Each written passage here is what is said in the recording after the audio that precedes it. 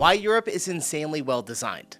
You know, I have seen dozens of videos, photos of the city streets inside of Europe, probably specific cities that are like very windy and like the roads are not like straight lines like ours are here in the US.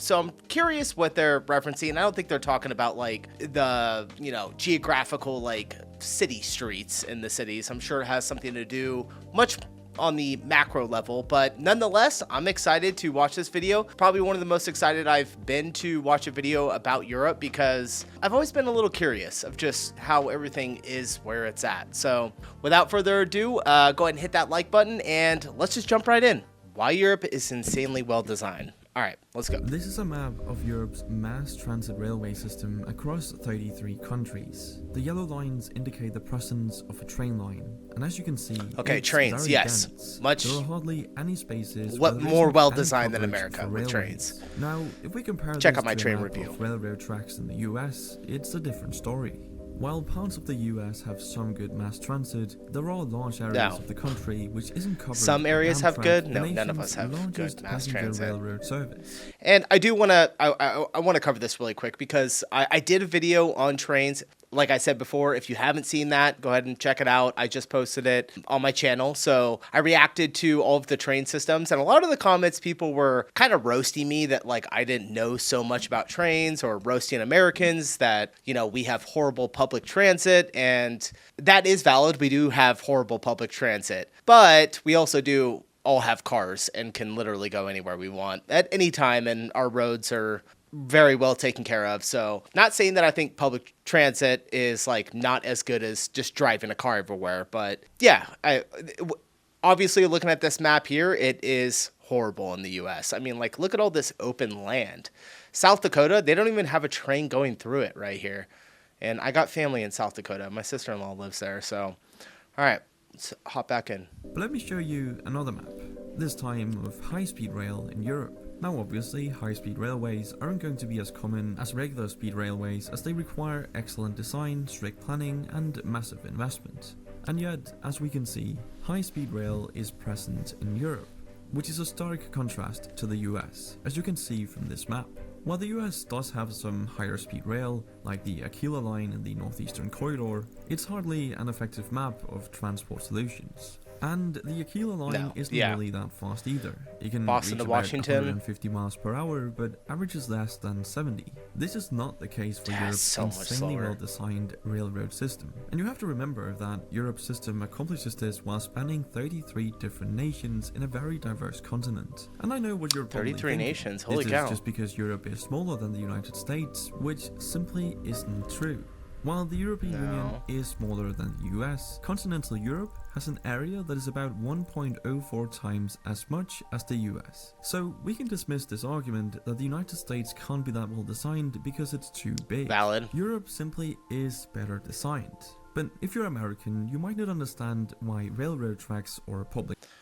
Really quick though, like I said before we started this video, I had no idea what it was going to be about, and it is about travel and getting around. Transport as a whole is so important. I mean, driving a car works fine, right? Well, no. And Europe showcases why a primary focus on private transportation is so detrimental to a well-functioning transit system. Look at these maps. They show the US road network versus the EU's. And as you can see, the EU's road network is not nearly as impressive as the US's. And yet, when you look at some of the most congested cities in the world, European countries don't feature particularly prominently in the global rankings. Not Europe This is at all. pretty shocking information, because you'd assume that the country with a more expansive road network has a lot less congestion, especially considering the United States has devoted lots of time and money to their highway. Yeah, no, but for every, and I know where he's going with it, every city that you have, like every major city in America, you have to have one car for, 2 or 3 people, probably one person. Most people just drive in their cars by themselves. I don't really go anywhere that often, but it's just a lot more vehicles on the road that we have to try and account for, to whereas like public transit and trains, you can fit not just 100 people, but, hundreds of people on a train. So how come Europe is less congested when they have fewer roads? Well, it all comes down to disincentivizing the use of cars and, most importantly, making an attractive alternative. Europe does this by having both private and public transportation infrastructure, which technically the US has as well, it's just a lot worse. But on top of this, Shitty. Europe makes it pretty expensive to buy, own and use a car. This is achieved by having high taxes on vehicles and gasoline. In fact, here's a map of worldwide gasoline prices. As you can see, European nations are in the top rankings, while the US lies at the bottom, charging very little. But let me be very clear, it's only a good idea to make it expensive to drive a car if you have an attractive alternative, which America doesn't, but Europe does. I mean, obviously this wouldn't work in the US with its current transportation infrastructure. When you get off a train, do you like hop on like a bus or like some other type of public transit to get and give everyone else closer to where you need to go? Alternative being Europe's amazing public transport like the trains on the railways. This is arguably the better strategy because even though the vast majority of Americans have access to vehicles at around 91% and gas is comparatively cheap, it still leaves Dang, I didn't think that car ownership was that high. That's pretty crazy. What are these people who can't afford a car supposed to do? I mean, sometimes public transport isn't even an option or simply too expensive for many. So you've now actively excluded those who aren't exactly the most well off from society. Yeah, they're the lower income people don't, you know, have as many cars as even just middle class. I'm not joking. American streetcars like trams were actually removed to make way for bigger roads. Absolutely insane. Compare that to Oslo, Berlin and Madrid, where discussions are underway to restrict or even exclude most cars from the city center. And let's not forget that when you have cars, restrict or remove them from the city center? What? And this is where things start to become a drastic change. You see, the United States has 2 billion parking spaces for 250 million cars. That's 8 parking spaces. I never even thought about that. In Europe, it's pretty much a 1-to-1 with around 250 million public parking spaces for 300 million cars. But to emphasize... Holy cow. Is trying to find parking, like if you do drive and you're not doing public transport, finding a parking space has got to be hard, right? I mean, obviously not all 250 million cars are on the road at the same time for the 300 million, or 300 million cars aren't on the road for the 250 million parking spaces. But still, I would imagine that like parking's got to be a little complicated. No? Let me know in the comments. I'm really curious about that. The ridiculousness of this even further.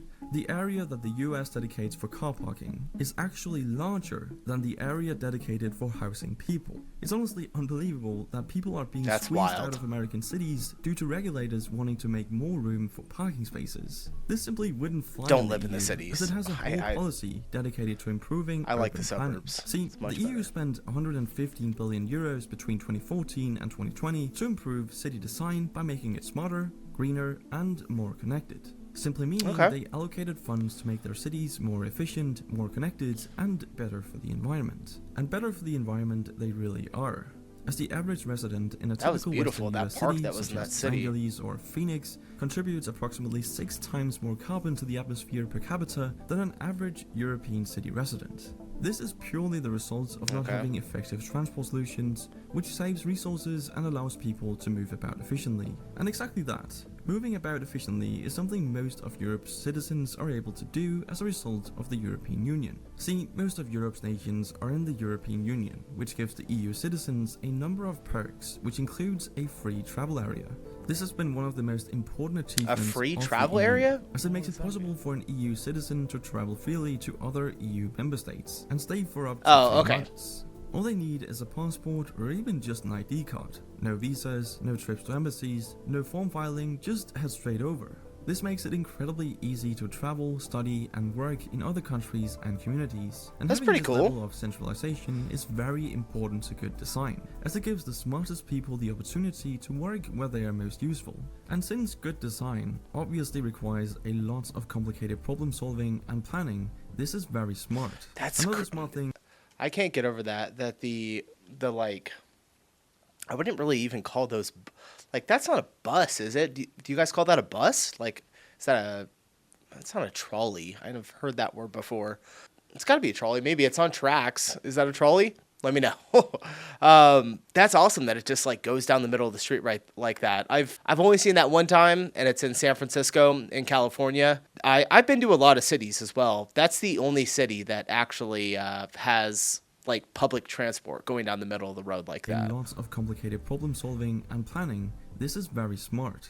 Another smart thing is the incredible biking infrastructure we see in Europe, perfectly illustrated by I could get this down map with some of biking. bike path I density love in biking. Europe. All the purple lines are bike paths, and there's clearly a Can you guys, this was a dumb question. I was going to ask if you guys can ride scooters. Not the scooters that you're thinking, like the sit-down ones, but I have a badass scooter. I had bought a bunch of them. Some for my kids. I have one. It goes like 50 miles an hour, so it's pretty quick. I ride around the city all the time. It's my favorite thing to do.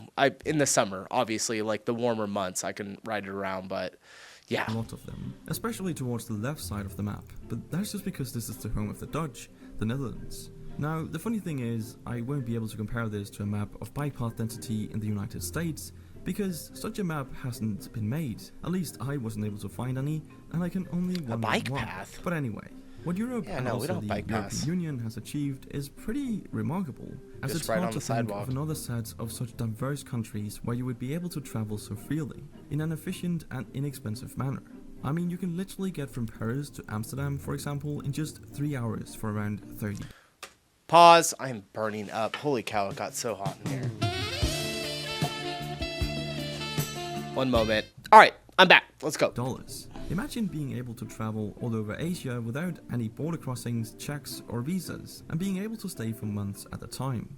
That would be truly amazing. And let's not forget that European design has always been distinctive and very successful. In fact, the continent's I'd love history the of design. and interconnectedness You guys' countries serves look as a so model for the beautiful. rest I want to of the go there world. so bad. But even though Europe and the EU are pretty great and have amazing infrastructure, they obviously aren't perfect. And I'd love to hear some of the reasons it might not be, so leave a comment down below if you have some thoughts on this. But that's it for this video. Thank you for watching, and I'll see you next time. Nice, dude. That was very informative and like really entertaining. I like that a lot. I think somebody recommended this one. I think I saw it in one of the comments. By the way, you guys, appreciate all of the comments that you've been putting on the channel. The good ones, the bad ones. I love it all. Roast me, talk with me, give me feedback. It's all good. It's all love here. So appreciate you watching. And that's it for today. I'll see you guys in the next one.